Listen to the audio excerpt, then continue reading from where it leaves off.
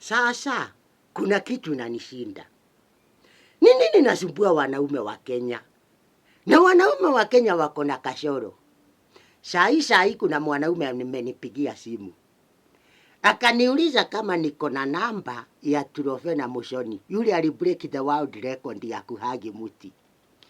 Nikamuuliza namba ya Trofena unataka ya nini? Akaniambia ati anataka kumutumia pesa. Nikamuuliza unamtumia pesa ngapi? Akaniambia 2,000. Nikamuuliza mtu ahagi muti alale nje siku 3 masaa 24. Alafu namtumia 2,000. Nikamwambia ende ukakunywe chang'aa. Akakashirika. Nikamwambia kama utaki kukunywa chang'aa 2,000, tumia mama yako umwambie anunue sikukuu.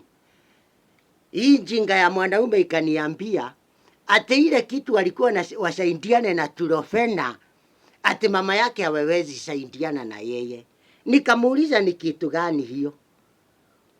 Kumbe huyu jamaa wanaume ni wale tu wa Kenya. Kazi yao wanataka kuweka mimba, kazi yao wanataka kusambasha ukimwi. Yaani huyu jamaa ndiye huyo. Yaani aliona Trofena amebreak record, akajua ameona kitoweo. Yaani mtoto anajinyima, analala nje asaidie mama yake. Nayo fara ingine hapa imeona kuku na imeona kitoweo. Wakenya wenzangu, hiyo upumbavu tuache. Huyu jamaa ile kitu mimi naomba munisaidie, sababu namjua. Ni rafiki yangu. Huyu mwanaume hatafanya hiyo mambo tena kwa wasichana. Kuweka mimba, kushambasha ukimwi na anatoroka. Hapana. Huyu mwanaume tutamfunga kwa muti. Na tumwambia hage muti hiyo 72 hours kama Trofena.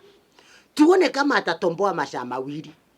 Utamuona ameanza kukaa hivi masaa mawili. Uone ameanguka chini pak. Na apanue mdomo kama huyu amekunywa dawa ya kuongeza nguvu za kiume hapa. Na ataacha ujinga.